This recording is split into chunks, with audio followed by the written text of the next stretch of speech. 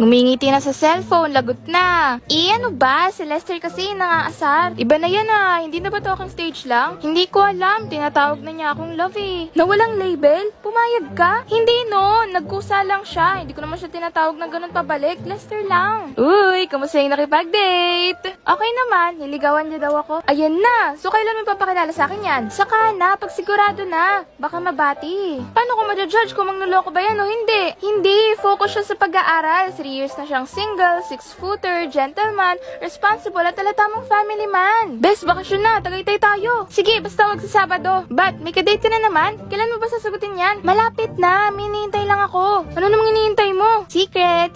Hanggang ngayon, curious ako sa mukha ng Lester mo na yan May kilala mo siya soon. Okay, basta sabay tayo mag-enroll sa Monday ha. Bitin yung bakasyon. Wow, nabitin ka pa? Halos araw-araw nasa date ka? Magjawa ka na din kasi. Ayoko, sakit sa ulo lang yan. Sa pagita, class, meet your new classmate, Kurt Lester Villafuerte. Kaya sa pagtayo ko sa umaga ay anak ko na. Gusto ko na atang sumakit ulo ko. Ang gwapo. Classmate kita, no? Love, pwede ko na siya pakilala. Boyfriend ko na siya. Classmate pa. Boyfriend mo yan? Yup. Slay, diba? Love meet Alex, yung best friend ko. Nice to meet you, Alex. Lagi ka nababanggit sa akin ng girlfriend ko. Girlfriend? Sarap sa ears. Group yourselves into 3 for this project. Lucky! Tayo ng 3. Sige, magandang idea yan. Pwede tayo gumawa sa bahay ko. Baka nakakahiyakin na tita.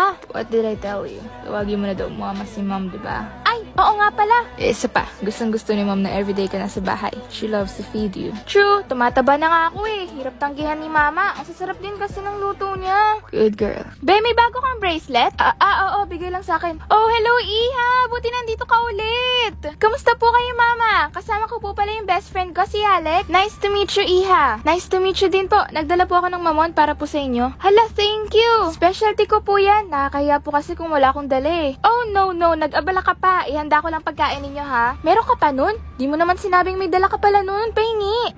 Wala na, ubos na. Kaya sa pagtayo ko sa umaga ay anak ko na. Ngiti mo na nagpasaya kakaiba. Ang swerte ko naman, may best friend at boyfriend ako. Para lang sila magkapatid. Insan. Yo, JC, ano yun? I just need something in your room. You're the girlfriend? Oo. Leave him. Ha? Puro ka talaga kalokohan, Insan. Tara na nga. Saan tayo magdi-date bukas, love? Oh, about that. Kate. Pangalan na. Anong ginawa ko? Wala kang ginawa. You've been good to me. Nakikipag-break ka ba? Yes, cool off, ganun. Para makapag-isip. Anong iisipin? Isa pa classmate kita. Sabay na tayong umuwi. Kaya sa pagtayo